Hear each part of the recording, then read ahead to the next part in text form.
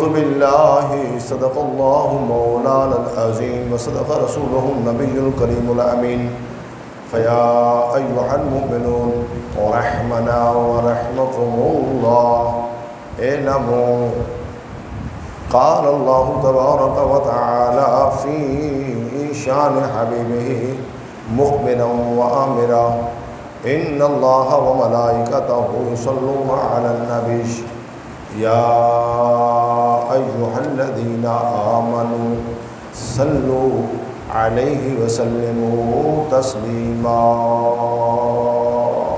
الصلاة والسلام عليك يا سيدي يا رسول الله وعلى آلك وصحبك يا سيدي يا حبيب الله الصلاة والسلام عليك يا سيدي يا نبي الله وعلى آلك وصحبك يا سيدي يا خاتم النبيين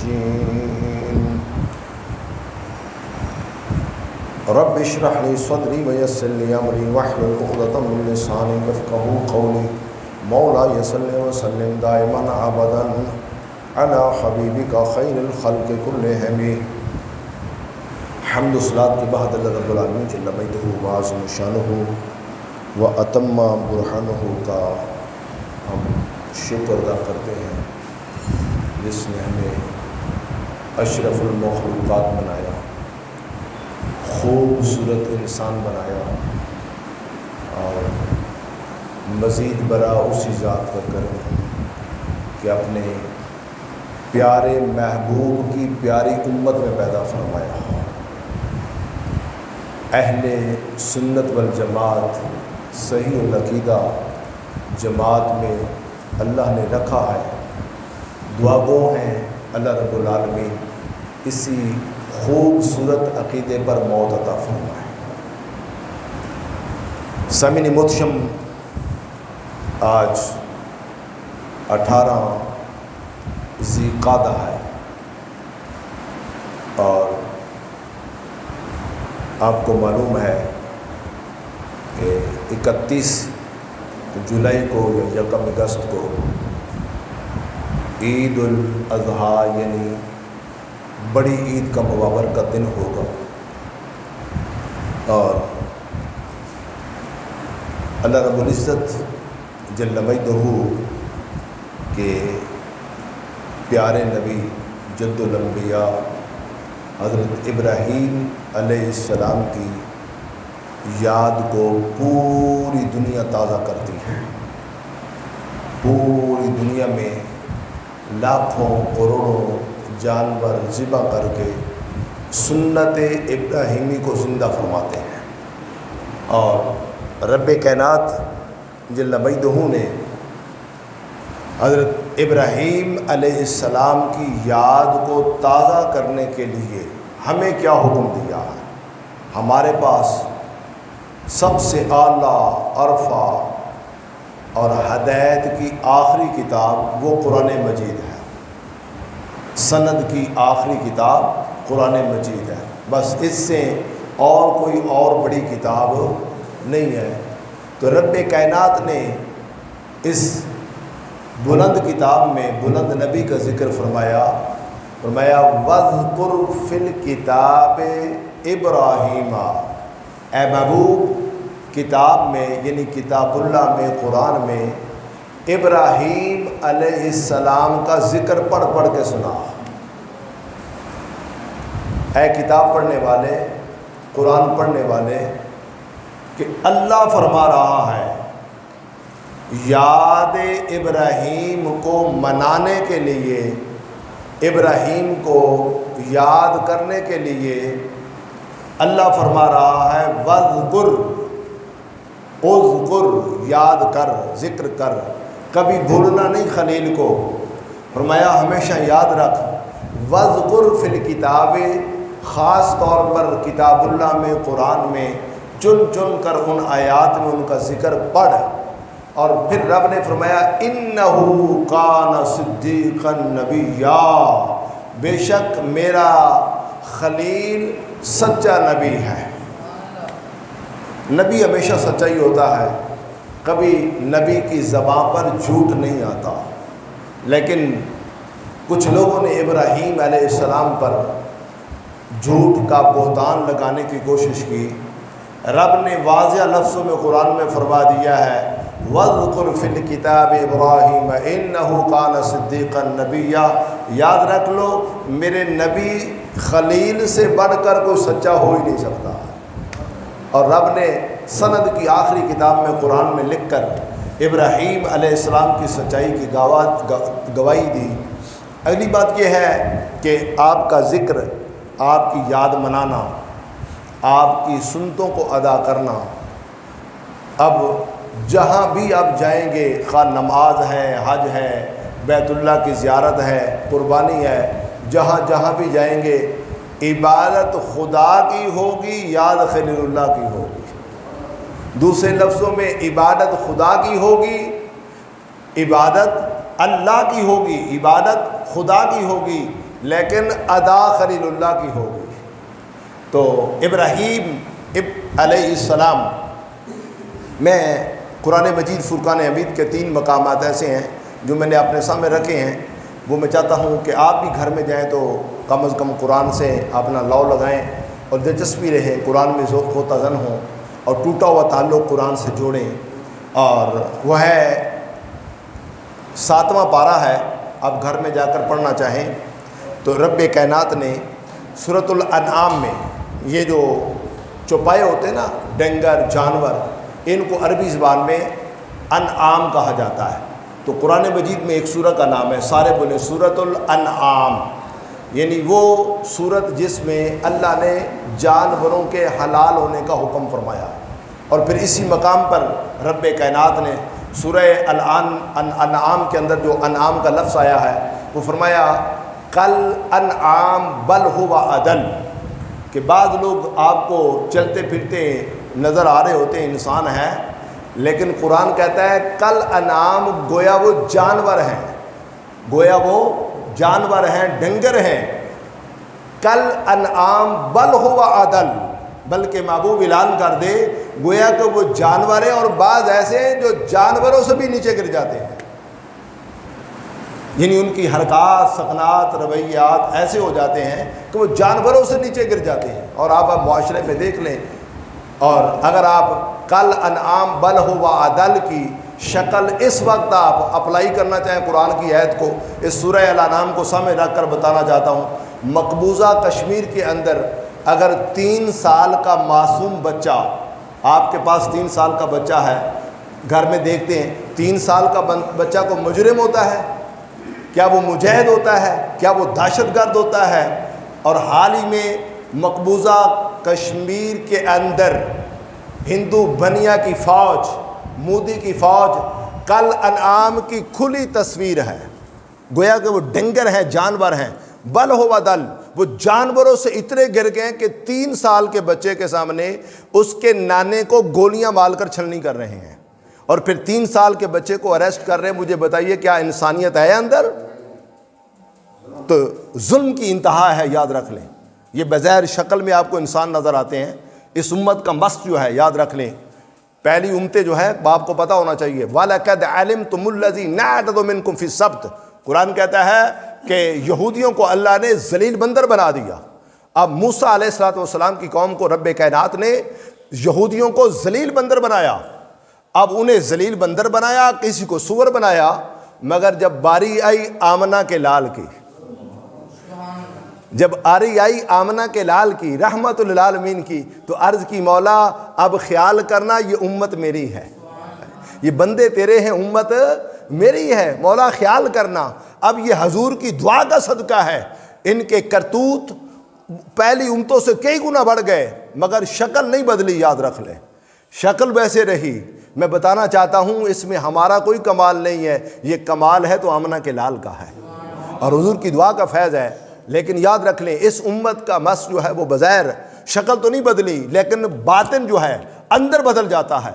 وہ آپ دیکھ لیجئے، آپ کو بے شمار لوگ نظر آئیں گے، کبھی آپ دیکھیں گے لالچ میں آ کر، اگر کووڈ-19 ہے، کرونا وائرس ہے، آج اگر جتنے بھی لوگ اب آٹا جو ہے بلیک کر رہے ہیں اور چھپا رہے ہیں اور یہ ذخیرہ اندوزی کر رہے ہیں، میں آپ سے سوال کرنا چاہتا ہوں، موت سامنے نظر آ رہی ہے، حالات سامنے نظر آ رہے ہیں، اور چینی مافیا اور یہ سارا کچھ جو آپ کو نظر آ رہا ہے، اور سرکار نے فرمایا تھا، فرمایا اس کا میری امت سے کوئی تعلق بھی نہیں ہے۔ میں بتانا چاہتا ہوں آپ کو، ان لوگوں کا اندر جو ہے وہ کتے والا ہو چکا ہے۔ جن کا کتا لالچی ہوتا ہے نا، وہ پیسے کے لالچ میں آ کر اس قدر آگے بڑھ چکے ہیں، باطن ان کا بدل چکا ہے، یا وہ جانوروں سے بدتر نیچے گر جاتے ہیں جا کر اور ایسی حرکتیں کرتے ہیں۔ وہ قرآن کی سورت جو میرے سامنے کھلی ہے، کل انعام بل ہو عدل۔ بہرحال اللہ رب العزت جل مجدہ نے ابراہیم علیہ السلام کی جو ولادت ہوئی، پیدائش ہوئی، آج کچھ گھبرا رہے ہوں گے صحابہ، گرمی ہے، شدید ترین گرمی ہے اور لائٹ بھی نہیں ہے، تو بہرحال ہمارے بزرگ فرماتے ہیں کہ جب کبھی سخت گرمی سے واسطہ پڑ جائے، حبس ہو جائے، اور اس وقت جو ہے اپنی قبر کو یاد کریں، اس لیے کہ جب اللہ اور اس کے رسول کی خاطر آپ دنیا میں گرمی برداشت کرتے ہیں، یا حرارت برداشت کرتے ہیں، تو یاد رکھ لیں اللہ رب العزت جل مجدہ قبر میں آسانی پیدا فرماتا ہے۔ تو اللہ رب العزت کے خلیل ابراہیم علیہ السلام ہم قرآن پر عمل کرنے کے لیے، اور یہ کیسی بات ہے کہ حضور ہر سال اپنے دادا ابراہیم کا ذکر سناتے ہیں اور صحابہ سنتے ہیں۔ میں حضور کی سنت کو ادا کر رہا ہوں، بول رہا ہوں، سنا رہا ہوں، اور یقیناً آپ سن رہے ہیں، آپ سنت صحابہ ادا کر رہے ہیں، اور پورے ذوق اور شوق کے ساتھ ان کا ذکر سنیں، کہ اس لیے کہ ابراہیم علیہ السلام کا ذکر جو جند الانبیاء ہیں، اور تاجدار کائنات صلی اللہ علیہ وسلم، ذکر جمیل میں حدیث ہے کہ آقا پاک نے فرمایا ذکر الانبیاء من العبادت و ذکر الصالحین کفارۃ، فرمایا جہاں اللہ کے نبیوں کا ذکر ہو رہا ہو، سمجھو اللہ کی عبادت ہو رہی ہے۔ ذکر الانبیاء من العبادہ، نبیوں کا ذکر کرنا یہ اللہ کی بندگی ہو رہی ہے، اللہ کی عبادت ہو رہی ہے۔ وذکر الصالحین، اور جہاں صالحین کا، ولیوں کا ذکر ہو جائے، سمجھ لو گناہوں کی بخشش ہو رہی ہے۔ تو اللہ رب العزت جل مجدہ کے خلیل ابراہیم علیہ السلام، آپ کا اگر میں ولادت سے پہلے کا منظر آپ کے سامنے رکھوں تو یہ نمرود کی بادشاہت ہے، اور وہ اتنا بڑا ظالم بادشاہ ہے کہ ابراہیم علیہ السلام کی پیدائش کو روکنے کے لیے، آپ کی ولادت کو روکنے کے لیے ہزارہا بچوں کو قتل کیا۔ واقعہ کچھ یوں پایا آیا، جیسا کہ کتب تفاسیر میں ہے کہ نمرود نے ایک رات خواب دیکھا، اور وہ خواب کیا دیکھتا ہے کہ ایک ستارہ آسمان پر ظاہر ہوا ہے، اور اس ستارے کی اتنی روشنی تیز ہے کہ سارے ستاروں کی روشنی ماند پڑ گئی اور وہ چمک رہا ہے۔ جب یہ منظر دیکھا اس نے خواب میں، تو اس نے نجومیوں سے، کہنوں سے پوچھا کہ اس کی تعبیر کیا ہے خواب کی؟ انہوں نے کہا بادشاہ سلامت، اس ستارے سے مراد ایک بچہ ہے جو آپ کی سلطنت میں، بادشاہت میں پیدا ہوگا، اور پھر وہ بچہ جو ہے اتنا پاورفل ہو جائے گا اور تحریکی ہوگا، اور اتنا اس کا غلبہ ہو جائے گا کہ بالآخر تیری حکومت کا تختہ بھی پلٹ دے گا، اور تیری حکومت زوال پذیر ہو جائے گی۔ اب وہ پریشان ہو گیا۔ اب نمرود نے کہا اس کو روکنے کا طریقہ کیا ہے؟ تو مشیروں نے کہا یہ یاد رکھ لیں، ہمیشہ وزیر اعظم کو جو ڈبوتے ہیں وہ مشیر ڈبوتے ہیں۔ یہ جو وزیر اعظم کے ساتھ وزراء ہوتے ہیں، مشیر ہوتے ہیں، اس کے معاون ہوتے ہیں، اور میں اس کی اہمیت کو ایک جملے میں کہنا چاہتا ہوں، ریکارڈ کروا رہا ہوں، اس سے بڑھ کر اور کیا اہمیت ہو سکتی ہے کہ شیر خدا علی مرتضیٰ رضی اللہ عنہ کو پوچھا گیا کہ اے علی رضی اللہ عنہ، آپ کے دور میں اتنے فتنے اٹھے ہوئے ہیں اور 1 انچ بھی زمین فتح نہیں ہوئی ہے۔ تاجدار حل عطا شیر خدا علی مرتضیٰ سے پوچھا گیا، فرمایا حضرت آپ کے دور حکومت میں 1 انچ بھی زمین فتح نہیں ہوئی، ہر طرف فتنے اٹھے ہوئے، وجہ کیا ہے؟ فرمایا جہاں فاروق اعظم رضی اللہ تعالیٰ نے 25 لاکھ مربع میل پر اسلام کا پرچم لہرا دیا، 25 لاکھ مربع میل پر اسلام کا پرچم لہرا رہے تھے، اور پھر ہر طرف عدل سے زمین کو بھر دیا۔ شیر خدا رضی اللہ عنہ سے سوال کیا گیا، فرمایا کیا وجہ ہے؟ آپ کے دور میں فتوحات نہیں ہو رہی، اور اس دور میں اتنی فتوحات ہوئی، وجہ کیا ہے؟ تو شیر خدا رضی اللہ تعالیٰ نے فرمایا حضرت عمر بغیر تخت پر بیٹھے تھے، فرمایا اس وقت عمر تخت پر بیٹھے تھے، علی ان کا مشیر تھا، علی ان کا، سارے بولو علی ان کا، علی اس پر ان کا مشیر تھا، مشورہ دینے والا علی تھا۔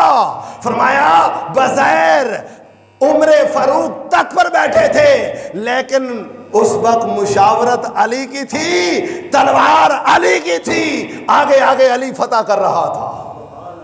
تو میں بتانا چاہتا ہوں ہمیشہ جو وزیر اعظم کو ڈبوتے ہیں وہ ذرا ڈبوتے ہیں، اور سوچنا چاہیے نمرود کو ڈبونے والے، نمرود کو برباد کرنے والے اس کے خود مشیر ہیں۔ مشیروں نے کہا کہ بادشاہ سلامت آپ ایسا کریں، روکنے کا ایک طریقہ ہے کہ منصوبہ بندی کر دیں۔ آج آپ کیا منصوبہ بندی ہے نا، یاد رکھ لیں منصوبہ بندی کا تاریخ میں موجد ایجاد کرنے والا یہ خود نمرود ہے۔ نمرود نے عورتوں کو مردوں سے الگ کر دیا، کہا نہ کوئی مرد عورت سے ملے گا، نہ ہی بچہ پیدا ہوگا، نہ بچہ پیدا ہوگا، نہ میری تخت حکومت الٹے گا۔ اور پھر جو بچہ پیدا ہونے والا تھا ہر عورت پر دائی مقرر کر دی، لیڈی ڈاکٹر، کہا اگر بچی پیدا ہو تو سلامت رکھنا، اور اگر بچہ پیدا ہو تو اس کو قتل کر دینا۔ ہزارہ بچوں کو بلا وجہ نمرود نے قتل کروایا، کس لیے؟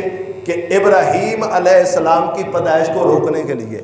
میں ایک جملہ آپ کے کہنا چاہتا ہوں، ذرا غور کیجئے میرے جملے پہ۔ معلوم ہوا جس کو رب لانا چاہے، جس کو دیکھیں فوج اور پولیس، پوری فوج ایک طرف ہے، پولیس ایک طرف ہے، انتظامیہ ایک طرف ہے، اور بادشاہ وقت پوری دنیا پر حکومت کرنے والا، اور پھر ایک دو نہیں 800 سال تک حکومت کرنے والا اتنا پاورفل آدمی نمرود جو ہے، پوری حکومت، پوری مشینری، فوج پولیس ایک طرف، اور کہا وہ بچہ پیدا نہ ہو، مگر سن لو جسے میرا رب بچانا چاہے دنیا کی کوئی طاقت بگاڑ کچھ سکتی نہیں۔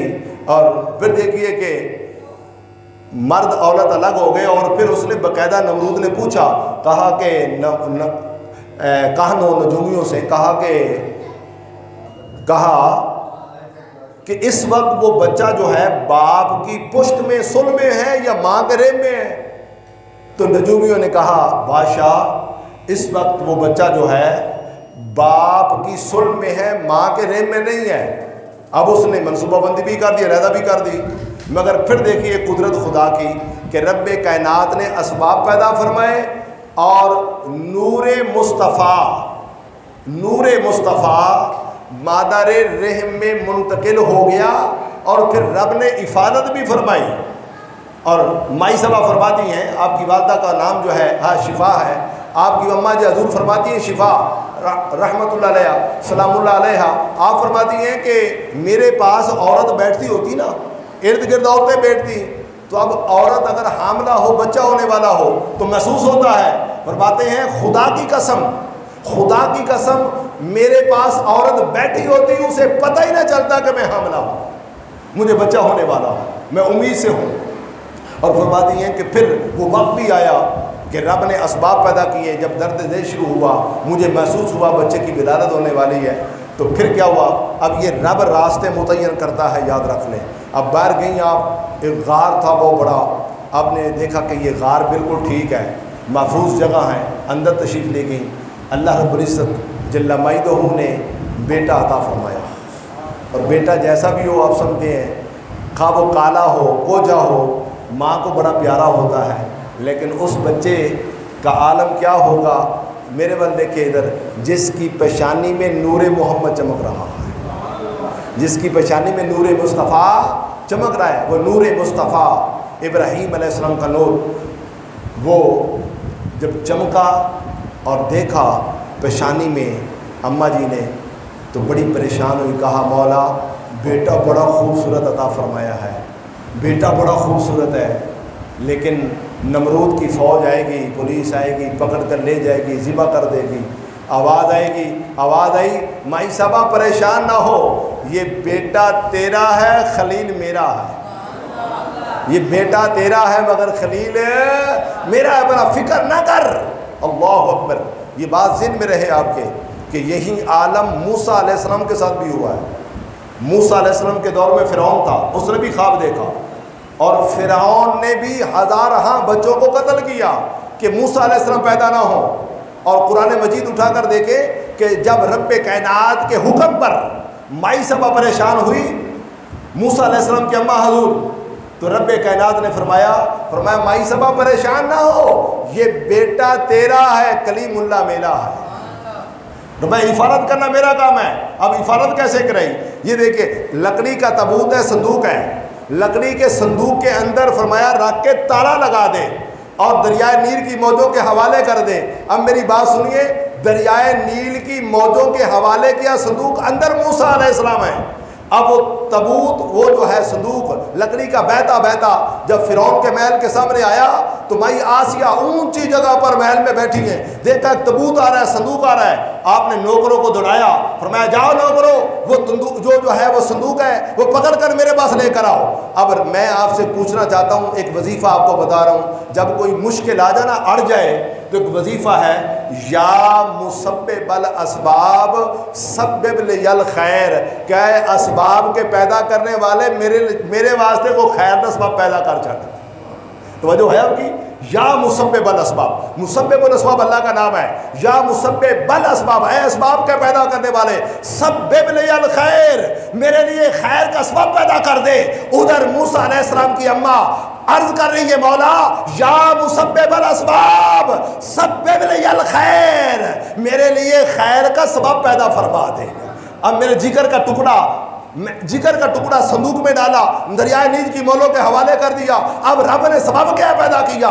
مائی آسیہ نے دیکھا صندوق آ رہا ہے دریائے نیل کے اندر، کہا جاؤ وہ صندوق پکڑ کر لاؤ۔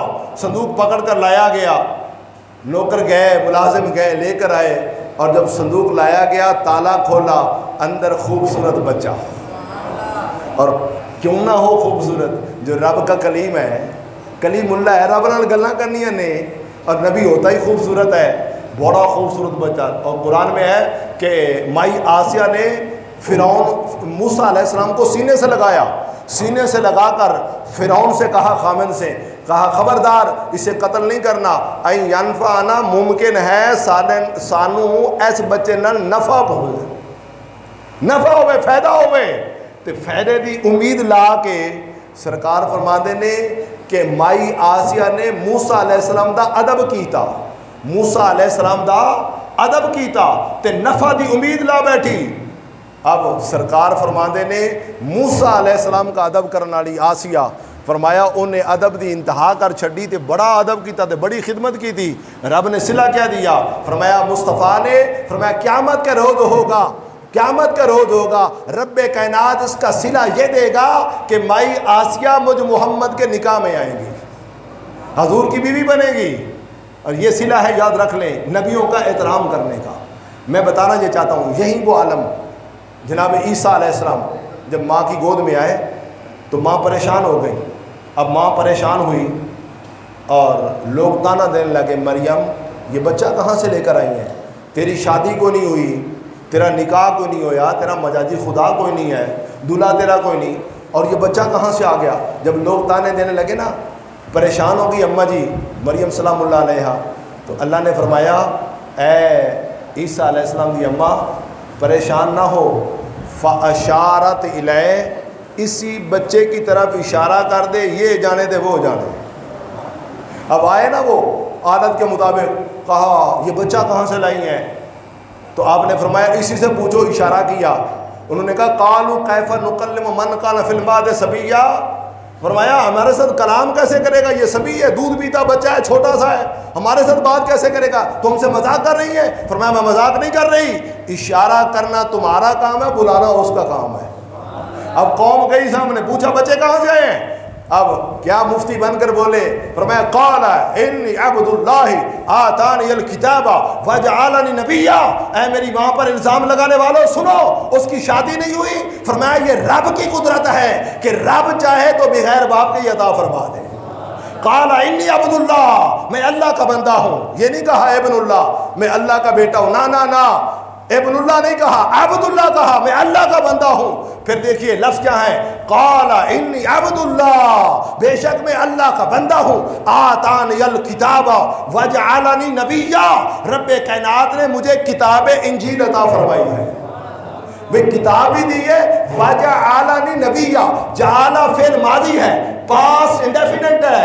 اللہ فرماتا ہے عیسیٰ پیغمبر نے کہا وجعلنی نبیا، میں نبی بن کر آیا ہوں، یہ نہیں کہا ابھی میرے سر پر نبوت کا تاج رکھا جائے گا میں نبی بنوں گا، نہیں، جعلہ بتا رہا ہے فعل ماضی، وجعلنی نبیا، اور پیچھے اللہ فرما رہا ہے انی عبد اللہ آتانی الکتاب، رب نے مجھے کتاب بھی دے دی ہے، نبی بھی بنا کر بھیجا۔ اگر عیسیٰ پیغمبر ماں کی گود میں پیدا ہوتے ہی نبی ہو سکتے ہیں تو پھر امام الانبیاء کی شان کیا ہے؟ اور پھر امام الانبیاء محمد مصطفیٰ، میرے اور آپ کے آقا، جب آقا پاک حضرت شفا عبد الرحمن ابن عوف کی اماں حضور، یہ داعیہ حضور کی ہے، یہ وہ خوش نصیب ہے حضرت شفا رضی اللہ تعالیٰ عنہ، جتنی حضور کی دائیاں ہیں جنہوں نے دودھ پلایا ہے، حضور کا منہ چوما ہے، رب نے سب کو ایمان کی دولت عطا فرما دی۔ شفا رضی اللہ تعالیٰ عنہ، عبد الرحمن بن عوف معروف صحابی کی اماں حضور، شفا فرماتی ہیں جب حضور میری گود میں آئے نا، میرے ہاتھوں میں آئے، اللہ اکبر، فرماتی ہیں کہ میرا پیشہ یہی ہے، لیڈی ڈاکٹر ہوں، سینکڑوں بچے میرے ہاتھوں میں آئے، لیکن جب محمد مصطفیٰ آئے نا تو فرماتی ہیں میں تکتی رہ گئی، لب خوبصورت، پیشانی خوبصورت، فرماتی ہیں کہ جس جگہ پر، میرے بل دیکھے ادھر، ہاتھوں پر نظر دوڑاتی ہوں تو دل چاہتا ہے بس ہاتھوں کی زیارت کرتی رہوں، جب پیشانی دیکھتی تو پیشانی دیکھتی رہوں، اتنا خوبصورت۔ میں نے کہا آمنہ تیرا لال بڑا کھلونا ہے، بڑا خوبصورت ہے، رب نے حسن کی انتہا کر دی ہے۔ اور جب حضرت آمنہ نے گود میں لیا نا تو بیٹے محمد کو چوما تو پتہ کیا تصورات کی دنیا میں گم ہو گئی، کہا مولا بیٹا بڑا خوبصورت دیا ہے، محمد مصطفیٰ بھی خوبصورت کیوں نہ ہو جو رب کا محبوب ہے، رب کا پیارا محبوب ہے، رب اسے اپنا حبیب چن رہا ہے۔ میں مولا بیٹا بڑا خوبصورت دیا ہے، تصورات کی دنیا میں گئی، گم ہو گئی اور سوچنے لگ گئی کہ بیٹا بڑا خوبصورت ہے لیکن سر پر باپ کا سایہ نہیں ہے، یتیم ہے۔ اگر حضرت عبداللہ کا سایہ سر پر ہوتا، باپ ہوتا، تو جب یہ بچہ چلنے کے قابل ہوتا ہے تو ہر باپ انگلی پکڑ کر سیر کراتا ہے، وہ بازار لے کر جاتا ہے، کھلونے لے کر دیتا ہے۔ اب تصورات کی دنیا میں گم ہوئی، کہا محمد مصطفیٰ یتیم ہے، سر پر باپ کا سایہ نہیں ہے، اور اگر باپ کا سایہ ہوتا تو باپ کھلونے لا کر دیتا، سیر کراتا۔ اب آنسو بہے، غمگین ہوئی، رب کائنات نے فرمایا کہ اے آمنہ آج رونے والا دن نہیں ہے، خوشی کا دن ہے، خوشی کا دن ہے، کہہ رہے سبحان اللہ۔ فرمایا آج خوشی کا دن ہے، آج میں نے درختوں کو سرسبز و شاداب کر دیا ہے، ہر طرف میں نے کائنات میں بیٹے بانٹے ہیں، کسی عورت کے ہاں میں نے بیٹی پیدا ہی نہیں کی ہے تاکہ گھر میں ماتم برپا نہ، رونا پیٹنا نہ ہو۔ فرمایا مائی آمنہ پریشان نہ ہو، تصورات کی دنیا میں گم ہو گئی ہیں، سر پر باپ کا سایہ نہیں ہے، وہ کھلونے کون لا کر دے گا، سحر کون کرائے گا۔ فرمایا اے آمنہ یہ بیٹا تیرا ہے، محبوب میرا ہے، یہ بیٹا تیرا ہے، محبوب میرا ہے، فکر نہ کر۔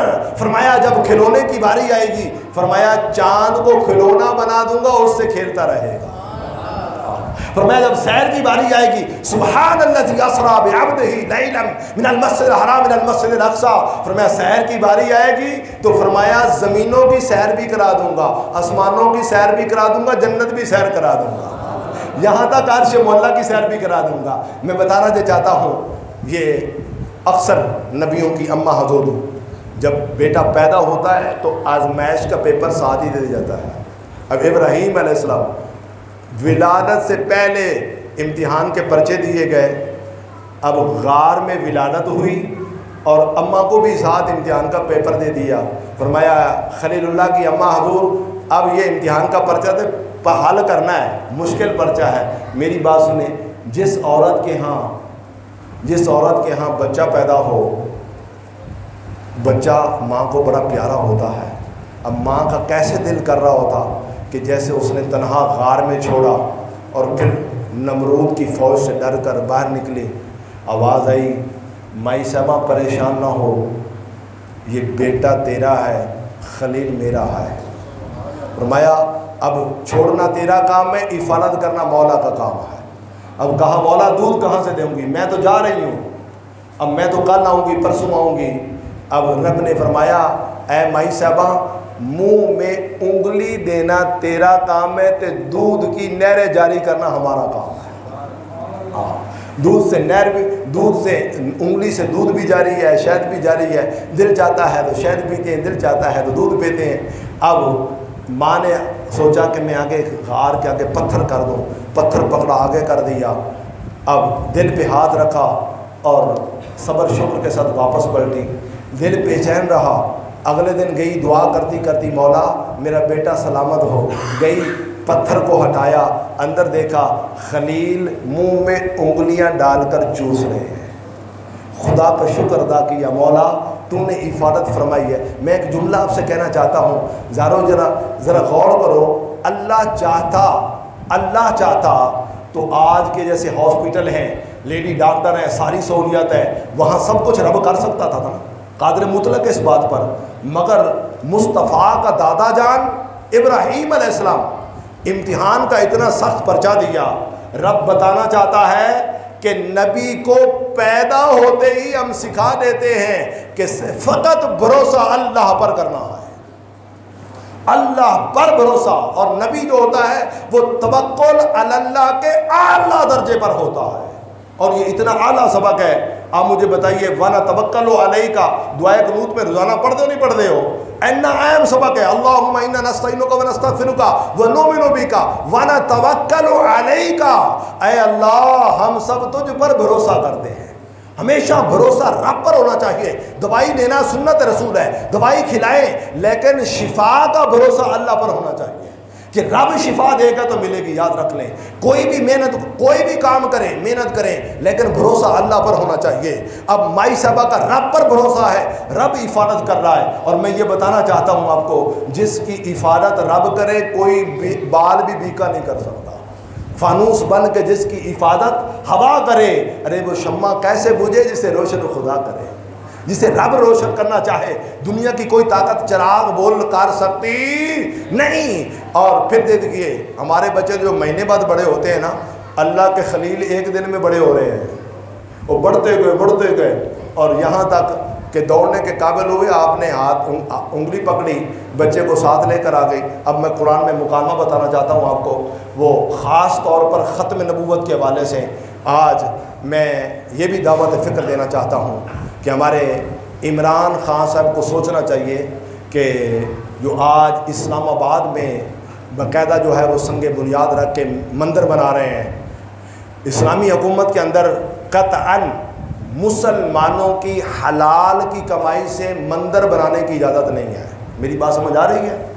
حلال کے پیسوں سے، آپ کا پیسہ، ٹیکسوں کا پیسہ، مسلمانوں کے حلال کا پیسہ ٹیکسوں کا، اس سے اسلامی کنٹری کے اندر قطعاً مندر بنانے کی اجازت نہیں ہے، اور یہ قطعاً شریعت مطالعہ اجازت نہیں دیتی۔ ہاں ذمیوں کے، اقلیتوں کے حقوق ہیں، اگر کہیں بھی ہندو رہتے ہیں ان کا مندر بنا ہوا ہے، ٹھیک ہے، وہ اس کو عبادت کریں، وہاں ان کو تحفظ دیا جائے۔ لیکن اگر یہ کہنا جی میں پاکستان کو مدینہ کی ریاست بناؤں گا، مدینہ کی ریاست کی نظیر ہوگا، میرا ایک سوال یہ ہے کہ مصطفیٰ کریم صلی اللہ علیہ وسلم نے تو 13 سال تک مکہ کی سرزمین پر، 10 سال مدینہ منورہ میں اسلام کا اقتدار رہا، لیکن تاجدار کائنات صلی اللہ علیہ وسلم نے تو کسی کو مندر بنا کر نہیں دیا ہے۔ میری بات سمجھ آ رہی ہے آپ کو؟ کوئی مندر بنا کر نہیں دیا۔ اور یہ مندر بنانا اور مورتیاں بنانا اور پھر اس کو ترویج دینا، یہ اب قرآن میں ذرا غور کر لیجئے۔ اگلی بات یہ ہے کہ ختم نبوت پر پہرا دینا، یہ ہم سب کا فرض بنتا ہے۔ اور میں یہ وہ بتانا چاہتا ہوں، ایک بات آج آپ سیکھ کر گھر جا کر بچوں کو سکھائیں، منتقل کریں، ان کے ذہنوں میں، دماغ کے کمپیوٹر میں فٹ کریں جا کر، اور وہ یہ ہے کہ نبی جو ہوتا ہے وہ پیدا ہوتے ہی نبی ہوتا ہے۔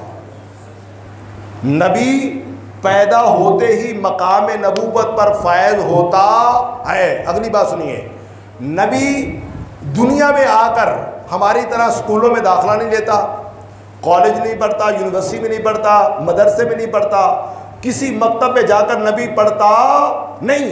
اب سنیے، نبی کی علامت یہ ہے، علامات نبوت میں سے، خصوصیات نبوت میں سے یاد رکھ لیں، نبی کی پہچان یہ ہے کہ نبی کسی بندے سے نہیں سیکھتا، نبی جو سیکھتا ہے ڈائریکٹ اپنے رب سے سیکھتا ہے۔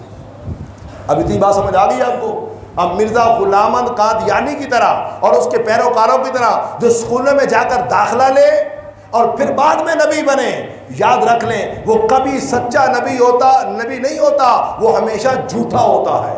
اور تاجدار کائنات صلی اللہ علیہ وسلم نے فرما دیا کہ 30 جھوٹے مدعیان نبوت جب تک نہیں آئے گے اس وقت تک قیامت ہی قائم نہیں ہوگی۔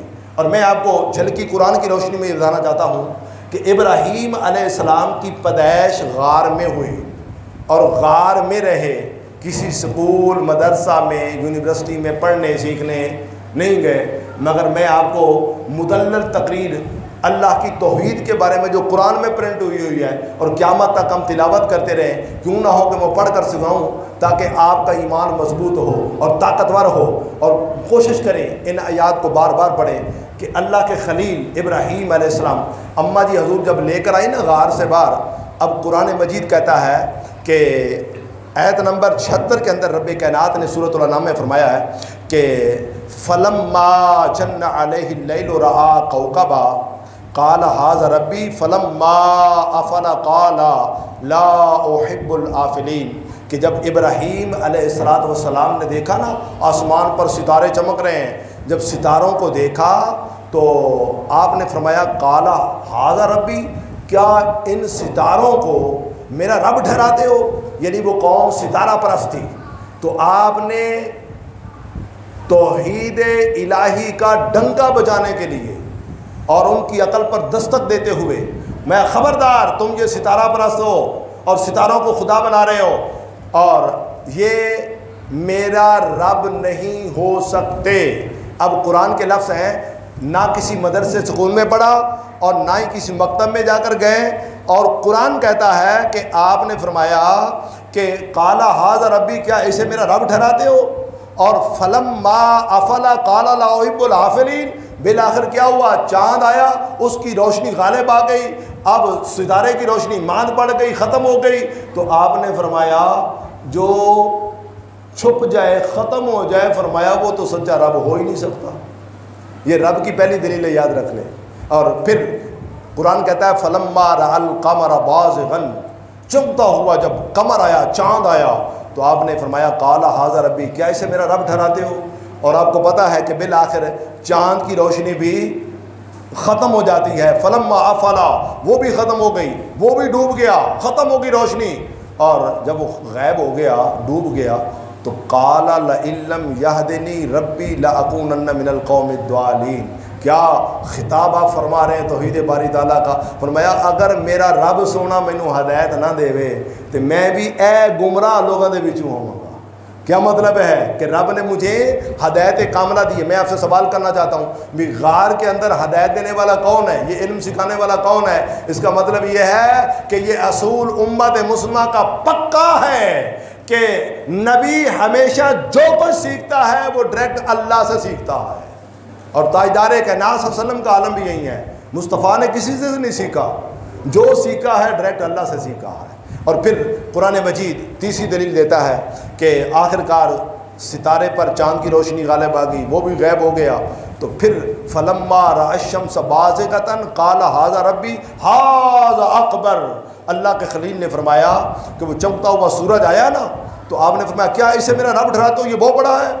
بالآخر کیا ہوا؟ آپ کو پتہ ہے کہ سورج بھی شام کے وقت غروب ہو جاتا ہے، چھپ جاتا ہے۔ اب لفظ قرآن کے ہیں، برکت کے لیے پڑھ رہا ہوں، آپ نے فلما افلت، اللہ اکبر، پھر جب وہ بھی غائب ہو گیا، ڈوب گیا، تو آپ نے فرمایا بس اب میں مشرکین سے بیدار ہوں، اور میں آپ کو دعوت فکر دینا چاہتا ہوں۔ اس وقت بچپن میں غار سے باہر نکلے، یہ توحید باری تعالیٰ کی دعوت دی، اور خلیل کی زبان پر یہ لفظ جاری ہوئے، اللہ کرے آپ کی زبان پر بھی جاری ہو جائے۔ اور جب مصلی پر کھڑے ہو نا، نماز پڑھتے ہو، اے 2 رکعت نماز فرض، نماز جمعہ، پیچھے امام صاحب کے اللہ اکبر، تو یہ پیارے پیارے لفظات یہ بھی خلیل اللہ کے پڑھ لیا کریں۔ آپ نے فرمایا انی وجہت وجہ الذی فاطر السماوات والارض حنیفا وما انا من المشرکین۔ اللہ اکبر، یہ پیارے لفظ ایسے پسند آئے کہ آج ہر مومن کی زبان پر جاری ہو جاتا ہے اور ہر مومن نماز سے پہلے پڑھتا ہے۔ میں یہ بتانا چاہتا ہوں کہ ابراہیم علیہ السلام نے بچپن سے پیدا ہوتے ہی اللہ ایک ہے، اللہ ایک ہے، اور کہا یہ جو بت ہیں تمہارے یہ سارے کے سارے جھوٹے ہیں، جھوٹے خدا ہیں، اور بت ہمیشہ جھوٹے ہی ہوتے ہیں۔ اور میں عمران خان سے کہتا ہوں جھوٹ کی ترویج و اشاعت میں حصہ نہ ملا۔ اگر ریاست مدینہ کا نعرہ لگایا ہے تو پھر ہوش کے ناخن لے۔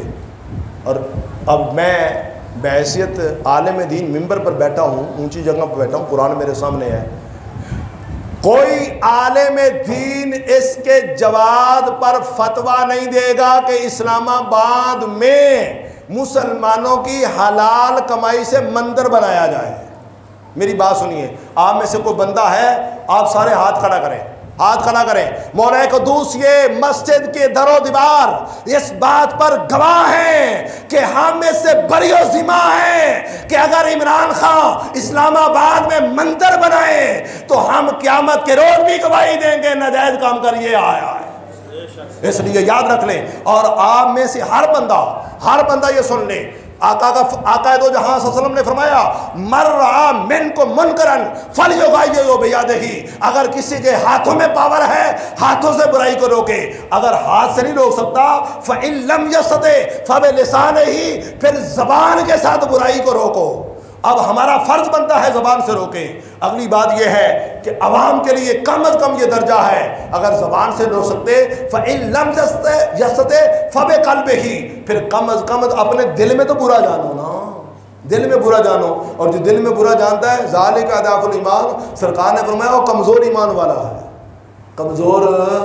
میری بات سنو، توحید باری تعالی نبیوں کا کام کیا ہے؟ اب میں آگے بڑھوں نا، ابراہیم علیہ السلام نے باقاعدہ بتوں کو توڑا ہے، بولو بتوں کو، سارے بتوں کو۔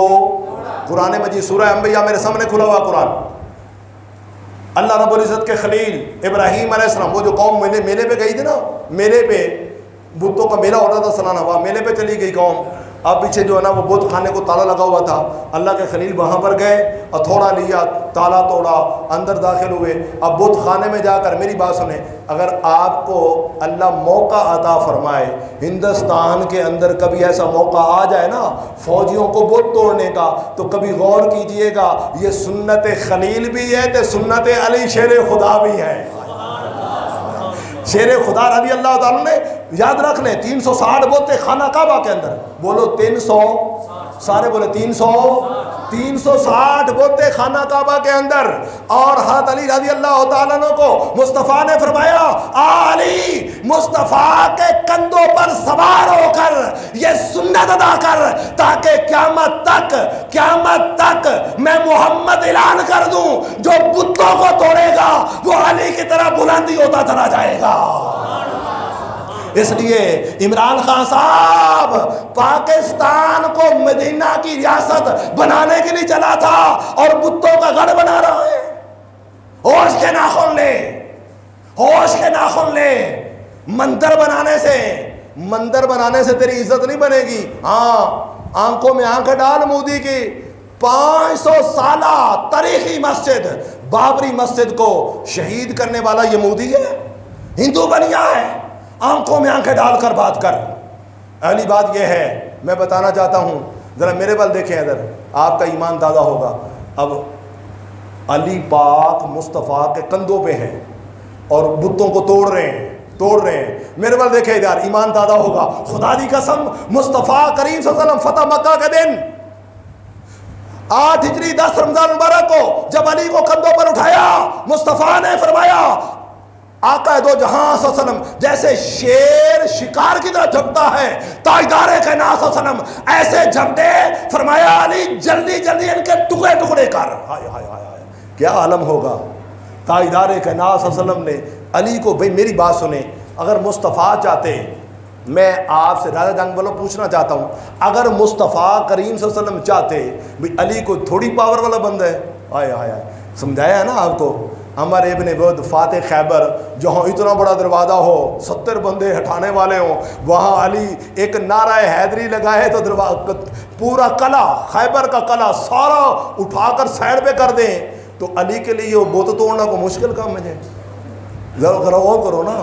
مگر مصطفیٰ نے اتنی عزت افزائی فرمائی, فرمایا علی آ میرے کندھوں پہ سوار ہو, ہائے ہائے ہائے, تاکہ علی بتوں کو توڑنے کا عمل قیامت تک میری امت میں جاری و ساری رہے. اور اگلی بات یہ ہے کہ قرآن مجید کی نص ہے, میری بات سنیں, یہ تو حدیث ہے نا.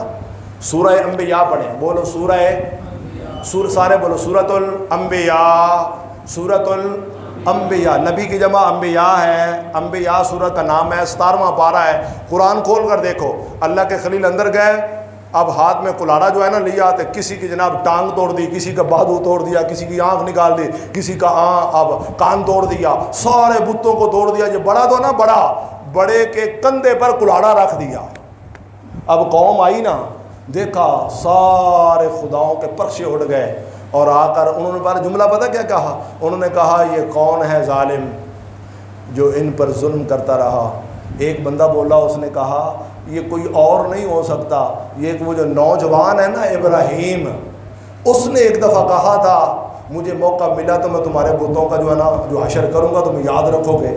مجھے لگتا ہے کہ اسی کا کام ہے, بلاؤ پکڑو, اور فوج پولیس آرمی ساری پیچھے, ابراہیم علیہ السلام کے پیچھے, اللہ کے خلیل کے پیچھے. یہ جو فوج بھاگتی ہے نا پیچھے, پولیس بھاگتی ہے, داڑھی والوں کے پیچھے ذرا سوچ کے بھاگا کریں, خلیل کے پیچھے, اللہ اکبر. اب وہ سارے پیچھے جناب ابراہیم علیہ السلام پکڑ کر لایا گیا. یہ کام کس نے کہا ہے؟ اب اللہ کو ایک منوانے کا بڑا سنہری موقع خلیل اللہ علیہ السلام نے فرمایا مجھ سے کیوں پوچھتے ہو, انہی سے پوچھو نا, انہیں کون مارتا رہا ہے, جنہیں خدا تم مانتے ہو, جنہیں تم غور تو کرو نا, عقل کے اندھو, جو اپنے آپ کو نہیں بچا سکتے وہ تمہیں کیسے بچا سکتے ہیں. توجہ ہے آپ کی؟ سارے مصطفیٰ کریم صلی اللہ علیہ وسلم فرماتے ہیں میرا اللہ کون ہے؟ وہ بادشاہوں کا بادشاہ ہے, بادشاہوں کا. میری بات سنیں نا, بادشاہوں کا بادشاہ ہے نا. نمرود کو کیسے مروایا ہے مجھے دسو, نمرود کو سارے بولو یار, اے تو چھوٹا جا سبق ہے, سارے نے یاد ہونا چاہیے. مچھر, سارے بولو. اچھا میری گل سنو, اے جڑا ڈینگی بہرے ساندا ہے نا, کدی کدی تواڈے والے بھی پھیرا ماردا ہے, ڈریا نہ کرو. جیڑا خلیل اللہ دا یار ہے نا, وہ مچھر پھر, میری گل سن, وہ ارد گرد نمرود سارے مچھر پھر رہے سی, لیکن کسی ہور نو مچھر چمٹا نہیں ہے. وہ ڈینگی بہرے جا کے چمٹا تو چمٹا کی نو بلا. اچھا میری گل سن, 400 سال تک ہونے کا آنا ربو کو ملالا, میں سب تو بڑا اللہ الہ تے معبود ہاں تہاڈا تے خدا, آنا ربو کو ملالا کا نعرہ لگاتا رہا 400 سال. سارے بولو کنے بلا, 400 سال تک, 4 صدیاں بیت گئی, حکومت بھی کرتا رہا, اور نعوذ باللہ میں اللہ کے مقابلے میں بھی آیا. میں کہ میرے رب نے کچھ نہیں کیا. تو جدوں ابراہیم علیہ السلام دی کیتی نا گستاخی, اللہ نے فرمایا ہن تینوں میں چھڈاں گا نہیں.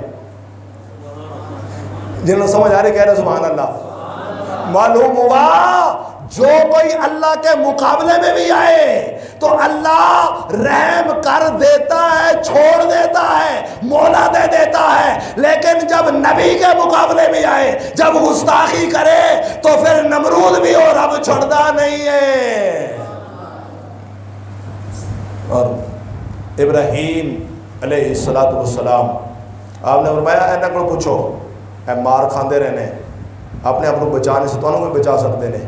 اب پتہ کیا, وہ منہ لٹکا کے کہنے لگے ابراہیم تسی جان دے ہو نا, یہ تو بول دے ہی کچھ نہیں, بولنے بھی کچھ نہیں. میری گل سنو, نہ بول سکیں نہ اپنے آپ کو بچا سکیں. تو اس وقت جملہ کہا, وہ جملہ غور نہ سنو. ابراہیم علیہ السلام نے فرمایا اف لکم ولما تعبدون من دون اللہ, اے فرمایا تواڈے تے بھی اف ہے تے تواڈے بتاں تے بھی اف ہے جن سے پوچھ رہے ہو. میں ایک جملہ کہنا چاہنا ہاں, اے جتنے بھی انجینئر, یہ محمد علی مرزا ہو, یہ ڈاکٹر ذاکر نائک ہو, میں دعوت فکر دینا چاہتا ہوں. میں اگلے جمعے کو ممبر پر بیٹھنا, میں ریکارڈنگ کروا رہا ہوں, میری بات سنہری موقع ہے, بڑا سنہری موقع ہے. مجھے عرب و عجم کی ساری تفسیروں پہ میں نظر ڈال چکا، فرق نظاری کر چکا، میں ورگردانی کر چکا، تحقیق کر چکا۔ اب تو تحقیق کر کہ یہ ابراہیم علیہ السلام نے جملہ اولیاء اللہ کے لیے کہا یا بتوں کے لیے کہا ہے؟ میری بات سنیں، کس کے لیے کہا ہے؟ بتوں کے لیے۔ سارے بولو کس کے لیے کہا ہے؟ سارے بولو بتوں کے لیے کہا ہے۔ سارے بولو منہ کھولو، انشاءاللہ داتا حضور کی شفاعت نصیب ہوگی۔ بتوں کے لیے کہا خلیل اللہ علیہ السلام نے کہ اف لکم ولم تعبدون من دون اللہ۔ بتوں کے لیے کہا، ولیوں کے لیے نہیں کہا۔ معلوم ہوا جو یہ آیت پڑھ کر داتا رجویری پر چسپا کرے، خواجہ غریب نواز پر چسپا کرے، وہ سن لے وہ قرآن میں تحریف کر رہا ہے، یہ کسی کتاب کے اندر نہیں ہے۔ اور آج ہم بھی کہتے ہیں اف لکم ولم تعبدون من دون اللہ۔ ہمارے پڑوس میں ہندوستان میں جتنے پڑ پڑے بت پڑے انہوں نے پوجا نے، جتنے ہندو بنی ہے انہوں نے بھی اوف ہے تو انہوں بتا دے بھی اوف ہے۔ میری گل سمجھ آ رہی ہے آپ کو؟ ارے میری بات سنو، بت بت ہے، ولی ولی ہے۔ کیسے؟ بت پہ اللہ کی مار ہے، ولی سے رب کو پیار ہے۔ ارے بت دائے، بت دکھائے تو جسامت دکھاتا ہے، ارے ولی دکھائے تو کرامت دکھاتا ہے۔ ارے بت پہ اللہ کی لعنت ہوتی ہے، اللہ کی پھٹکار ہے، اور جہاں میرا داتا حضور سویا ہوا وہاں رحمتوں کی برسات ہے۔ جہاں بھی جاؤ گے، میں تازہ ایک اور ریکارڈنگ کروائی ہے، میں ابھی یہاں بھی بتا رہا ہوں۔ یہ آج میڈیا گنگا ہوا، اللہ کرے میری بات سنیں کہ پوری دنیا میں میری بات جائے۔ ارے یہاں جنگل ہو کربلا کا تو وہاں غازی عباس علم بردار کی قبر ہو، رب وہاں پانی کا چشمہ جاری کر دے۔ جنہوں نے سمجھ آ رہی کہہ رہے سبحان اللہ۔ میرے گل سنو، جیرا نوجوان نہیں نہ بندا، میری بات سن، ویزا لگوا اپنا بھی تے میرا بھی، تے چل کربلا معلیٰ دے اندر، آج بھی دیکھ غازی عباس کی قبر کے گرد رب نے پانی کا چشمہ جاری فرما دیا۔ توجہ ہے آپ کی؟ اور میں جو بتانا چاہتا ہوں، ولیوں کی قبر پہ رحمتوں کی برسات ہے۔ ٹھیک ہے جی، توجہ ہے نا آپ کی؟ اب سر پہ قرآن رکھ کر مجھے سارے دسو ایمان نال، کسی بھی صاحب مزار ولی اللہ داتا حضور کی قبر پر چلے جاؤ، میں نے تو جس ولی، جس بندے، جس عالم مجدد فقیہ کی جس کی بھی سیرت پڑھ کر دیکھی ہے، وہ کہتے ہیں کہ خدا کی قسم داتا حضور کے قدموں میں بیٹھنے سے مزہ آتا ہے اور سکون قلب نصیب ہوتا ہے۔ کیوں؟ میرا جملہ سنو، اے سرکار دی حدیث ہے، اور اللہ کرے اللہ ہمیں عمل کی توفیق دے۔ سرکار فرماتے ہیں بس گلاں دو ہی نے، نوجوان سن لے، بندے دی قبر یا تو جہنم کے گڑھوں میں سے گڑھا ہوگی، پھر قبر یا جنت کے باغوں میں سے باغ ہوگی۔ سرکار نے فرمایا یا تو ریاض الجنہ ہوگی، جنت کے باغوں میں سے باغ ہوگی، دوسرا ہے پھر جہنم کا گڑھا ہوگی۔ اب گلاں دو ہی ہیں نا جی، اب سمجھ آ گئی؟ تیسری کوئی اور صورت نہیں ہے، جہنم کا گڑھا ہے یا جنت کا باغ ہے۔ میں پوچھنا چاہتا ہوں 465 میں جو ہستی چمک رہی تھی لاہور کی دھرتی پر، وہ میرا داتا رجویری تو ہے، تو پھر ماننا پڑے گا ان کی قبر جنت کے باغوں میں سے باغ ہے۔ وہاں پر تو عیب یہ فٹ نہیں کر سکتا۔ داتا کی طرف اشارہ کر کے اوف لکم ولم تعبدون من دون اللہ، خبردار ہم زندہ ہیں، اس لیے کہ جس تفسیر کو اٹھا ہر مفسر قرآن نے لکھا کہ یہ آیت بتوں کی مذمت میں نازل ہوئی ہے، ولیوں کی مذمت میں نازل نہیں ہوئی ہے۔ اللہ رب العزت جل مجدہ ابراہیم علیہ السلام کے نقش قدم پر چلنے کی توفیق عطا فرمائے، ان کی محبت نصیب فرمائے۔ وما